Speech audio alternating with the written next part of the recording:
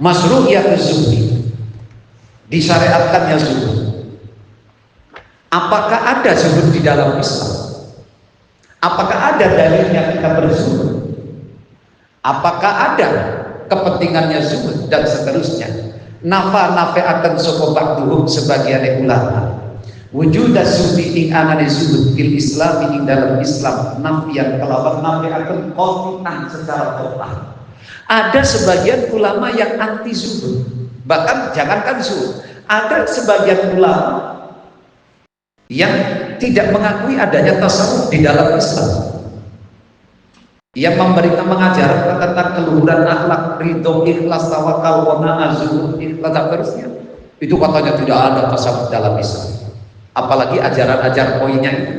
Waktu barolan bilang-bilang, atau waktu birolan dan bilang-bilang, atau waktu barolan bilang-bilang sogo ba'du azzuda ing zuhud bid'atan ing bid'ah dakhilatan kan dan dimasukkan, disisipkan alat dini ing atas agama. Bahkan mereka mengatakan katanya zuhud itu adalah pelajaran palsu, ajaran palsu yang disisipkan ke dalam Islam. Tasarrufan kan manji opo bid'ah ilaihi maring di Islam antari rohbaniyatin nasraniyah, melalui para pendeta Nasrani awin nusuki atau biro-biro ibadah al-ajami kang bangsa Ajam. Katanya zuhud itu adalah ajaran Nasrani yang disisipkan ke dalam Islam, yang datang melalui paham-paham lokal. Ini orang-orang yang tidak paham tentang tasawuf. Wala sakala qolana mamang anna mauqifahu temen satune sikape si ba'du ada rupane iki mauqif iku tasarruf tergesa-gesa fil hukmi ing dalam hukumi ma'ajahdin sartane bodoh laku-laku ma'al haqiqatil islami kelawan haqiqatil Islam. Jelas statement seperti itu, kesimpulan itu terlalu terlalu dini dia memberikan kesimpulan, dan itu tergesa-gesa, dan itu menunjukkan orang yang tidak paham. Falau roja'a makalaman balik Lampung. Kue siapa sini surah Lampung antum? Oh, pasang kitab itu ternyata bukan menutup diri, tapi menutup ngantuk diri.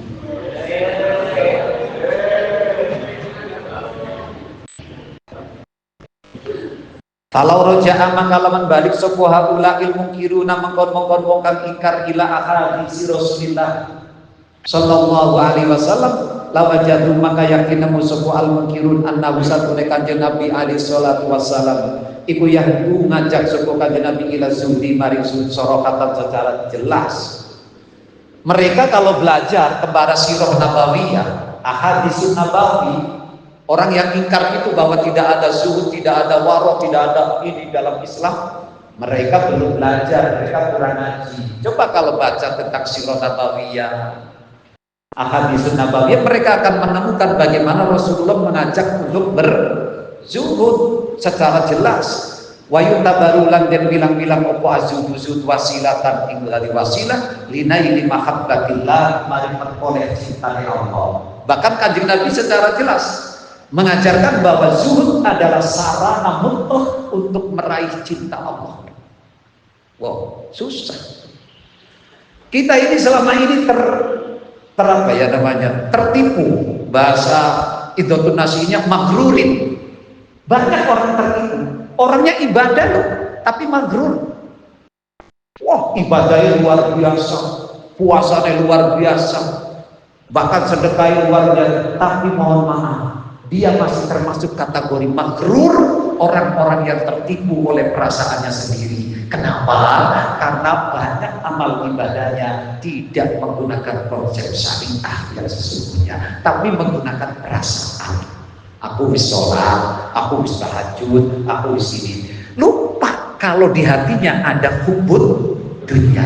Lupa kalau di hatinya ada iri, dengki, ujub, takabur, sum'ah. Itu pengganjal.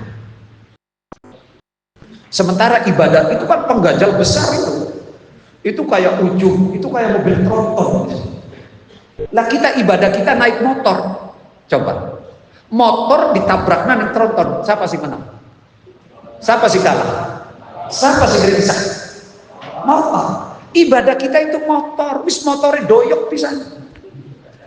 Ini kita dihadapkan kepada tronton. Trontonnya itu ujub, takabur, riya, kobetunya, kubur jah, kubur ma, kubur sum'ah.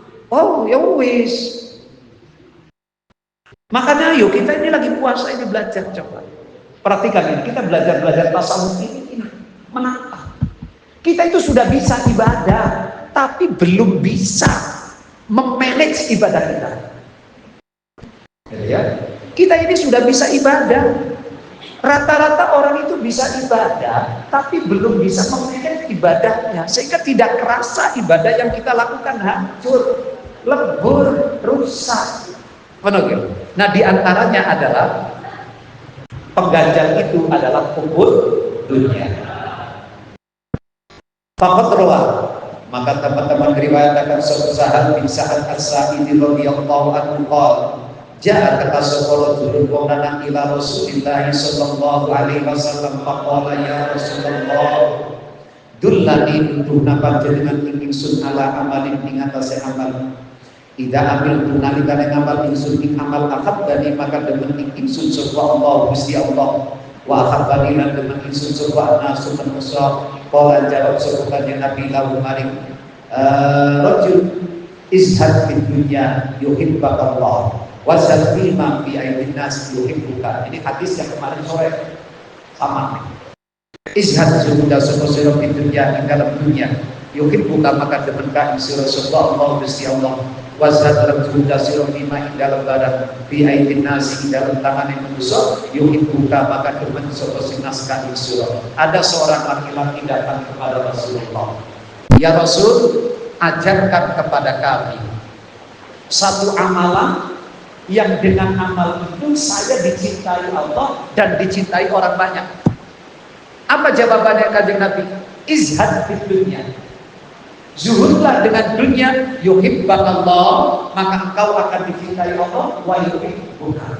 Dan kau akan dicintai manusia. Coba, jawabnya bukan sholat, jawabnya bukan sedekah, jawabnya bukan haji, jawabnya bukan umrah, jawabnya bukan itikaf, jawabnya bukan khatmil Quran, jawabnya bukan pasaran, jawabnya bukan apa, tapi jawabnya kanjeng Nabi, satu amal yang bisa menarik cinta Allah dan cinta manusia kepada kita, zuhud. Jadi betapa pentingnya zuhud dan betapa meruginya orang yang ibadah tapi di hatinya tidak ada zuhud, tapi yang ada adalah hubbud dunya. Dia tidak akan bisa mendapatkan cintanya Allah, dia tidak akan bisa mendapatkan ridhonya Allah, dan tidak akan bisa mendapatkan tempat di hati manusia.